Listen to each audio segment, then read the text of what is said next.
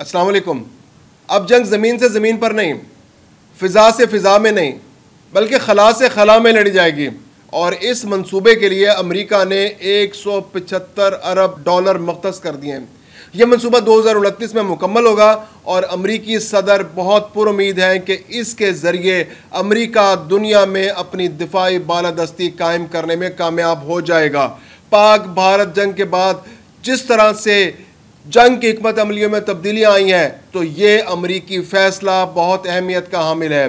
मैं हूँ खुर्रम कलीम और आप देख रहे हैं 24 डिजिटल। अब दुनिया में जंगें जो हैं वो मुख्तलिफ अंदाज में लड़ी जाएंगी। पाकिस्तान और भारत के दरमियान होने वाली हालिया जंग ने दुनिया में जंग के तरीक़ाकार को बदल कर रख दिया है। ये एक ऐसी जंग थी जिसमें ना तो पाकिस्तानी तैयारे भारत की फ़िज़ाई हदूद में गए, ना भारत के तैयारे पाकिस्तानी फ़िज़ाई हदूद में आए, ना पाकिस्तान की ज़मीनी अफवाज भारत में गई, ना भारत की ज़मीनी अफवाज पाकिस्तान में आई। बस अपने अपने इलाकों में रहते हुए जहाज़ों ने और मिज़ाइलों ने दुश्मन का मुकाबला किया और दूसरे मुल्क में जाकर तबाही फैलाने की कोशिश की। और रुकावट किसने डाली? एयर डिफेंस सिस्टम ने। अब यही एयर डिफेंस सिस्टम अमेरिका ने रियलाइज़ किया है कि चाइना एयर डिफेंस सिस्टम के अंदर बहुत आगे जा चुका है। दुनिया में रूस का जो S-400 एयर डिफेंस सिस्टम था वो मानव एयर डिफेंस सिस्टम था, और उस एयर डिफेंस सिस्टम को पाकिस्तान ने चीन की मदद से तबाह बर्बाद करके रख दिया। तो अब अमेरिका चाहता है कि फ़िज़ा में जहाँ उसकी बालादस्ती है तो वो फ़िज़ा को इस्तेमाल करते हुए दुनिया पर हुकूमत करने की कोशिश करेगा। और वो एक ऐसा एयर डिफेंस सिस्टम लेकर आ रहा है जिसको गोल्डन डोम कहते हैं, जो खला में नस्ब होगा और खला में रहते हुए वो दुनिया पर अमरीकी हुक्मरानी को यकीनी बनाएगा। जो मौजूदा पेट्रियट सिस्टम है अमेरिका का और जो बाकी मिसाइल एयर डिफेंस सिस्टम है, उनको आर्टिफिशियल इंटेलिजेंस और सेटेलाइट के ज़रिए खला में मौजूद उस एयर डिफेंस सिस्टम से लिंक कर दिया जाएगा और इस तमाम एयर डिफेंस सिस्टम को एक ही कंसोलिडेटेड एफर्ट के ज़रिए यकसा तौर पर इस्तेमाल किया जा सकेगा। खला में मौजूद होते हुए वो एयर डिफेंस सिस्टम ये जायज़ा लेगा कि दुनिया में कोई दुश्मन मुल्क कहीं मिसाइल लॉन्च तो नहीं करने वाला। अगर ऐसा है तो वो इंफ्रारेड रेज के ज़रिए या सेटेलाइट के ज़रिए पहले इस चीज़ को इंफॉर्मेशन हासिल करेगा और फिर वहीं से स्पेस में लॉन्च होने से पहले या लॉन्च होने के फ़ौरन बाद इब्तदाई मरहले में उस मिसाइल को तबाह कर कर मिलियमेट कर देगा और ख़त्म कर देगा और उस ख़तरे को इब्तदा में ही ख़त्म कर देगा। अमेरिका को इस वक्त जो सबसे बड़ा ख़तरा है वो चीन से है। अमेरिका को रूस से भी ख़तरा है। अमेरिका को उन दूसरे ममालिक से भी ख़तरा है जो मिसाइल टेक्नोलॉजी में बहुत आगे बढ़े हैं। अगरचे वो पाकिस्तान का नाम नहीं ले रहा, लेकिन यकीनन उसके जहन में पाकिस्तान भारत जंग का पूरा नक्शा मौजूद है कि जहाँ पर पाकिस्तान ने भारत के निज़ाम को तबाह करके रख दिया। इसके अलावा इस सिस्टम में सेटेलाइट का इस्तेमाल बहुत ज़्यादा होगा, क्योंकि अमेरिका, चीन और रूस ये तीन ऐसे ममालिक हैं जो सेटेलाइट के शोबे में बहुत आगे हैं। तो ये जंग अब सेटेलाइट पर लड़ी जाएगी, लेकिन इसमें बहुत सारे नुकसानात भी हैं। नुकसानात ये हैं कि एक तो ये बहुत गैर मामूली तौर पर महंगा प्रोजेक्ट है। इब्तदाई तौर पर अमेरिका ने 25 अरब डॉलर इस काम के लिए मुख्तस किए हैं।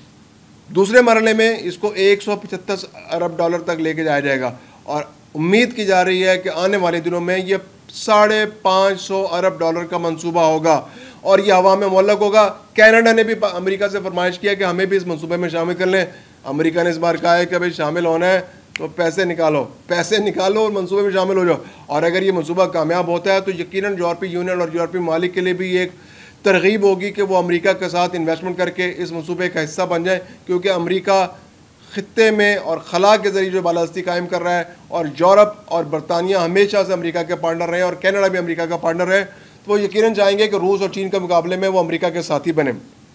दूसरी जानिब अब ये बड़ी पोजीशन क्लियर हो गई कि अमेरिका 2029 तक एक ऐसा प्रोजेक्ट आने वाला है जिसके ज़रिए वो खला से ज़मीन पर कंट्रोल हासिल करने की कोशिश करेगा।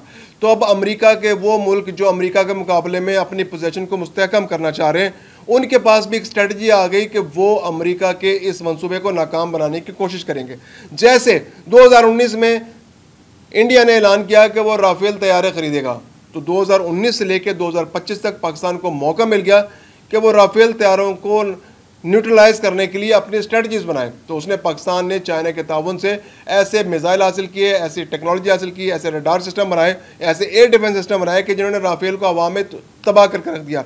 तो अब रूस, चाइना और जो ममालिक अमेरिका को चैलेंज करने के लिए तैयार हैं, उनके पास भी एक ऐसी टारगेट उनके पास आ गया कि उन्होंने किस तरह से इस मंसूबे को नाकाम बनाना है, क्योंकि अगर वो एयर डिफेंस सिस्टम नाकाम हो गया और अमेरिका ने अगर पूरी की पूरी इन्वेस्टमेंट उस एयर डिफेंस सिस्टम पर कर दी और वो एयर डिफेंस सिस्टम खला में मौजूद रहा और किसी वजह से वो हैक हो गया तो वो एयर डिफेंस सिस्टम वहीं पर ख़त्म हो जाएगा और वो बिल्कुल मौसर नहीं रहेगा। जैसे कि अभी भारत में हमारे सामने एक सूरत हाल 10 मई को सामने आई या 7 मई को सामने आई कि जब भारत के एयर डिफेंस सिस्टम ने काम करना छोड़ दिया और भारत को मुंह की खाना पड़ी, तो अमेरिका के लिए भी बहुत बड़ा चैलेंज होगा।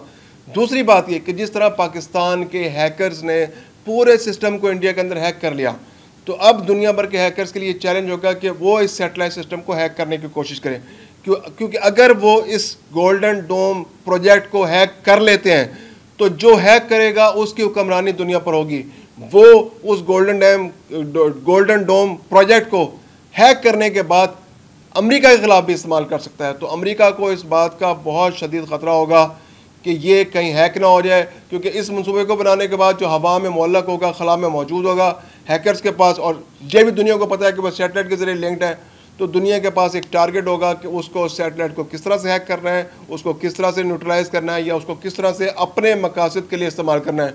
तो अमेरिका यकीनन एक बहुत बड़ा मंसूबा बनाने जा रहा है जिससे दुनिया में आने वाले दिनों में जंग की सूरत हाल बिल्कुल मुख्तलिफ हो जाएगी, जंग बिल्कुल बदल कर रह जाएगी। मुमकिन है ज़मीन पर असला रखने की ज़रूरत ही महसूस ना हो, खला में असला हो, लेकिन इसमें ये बहुत बड़े प्रॉब्लम जिनका मैंने जिक्र किया कि अगर कोई मिसाइल ख़राब हो गया, अगर कोई लॉन्चर ख़राब हो गया तो उसके मरम्मत के लिए जाना कितना मुश्किल होगा, वहाँ पर जाना उसको कितने दिनों में पहुँचेगा, स्पेस शटल्स जाएंगी वहाँ पर जो एस्ट्रोनॉट्स जाएंगे, खला में जाके वो उसको ठीक करेंगे, फिर उसको निज़ाम को दुरुस्त करेंगे। अगर कोई बैटरी ख़राब होगी उस बैटरी को रिप्लेस करने के लिए जाना पड़ेगा।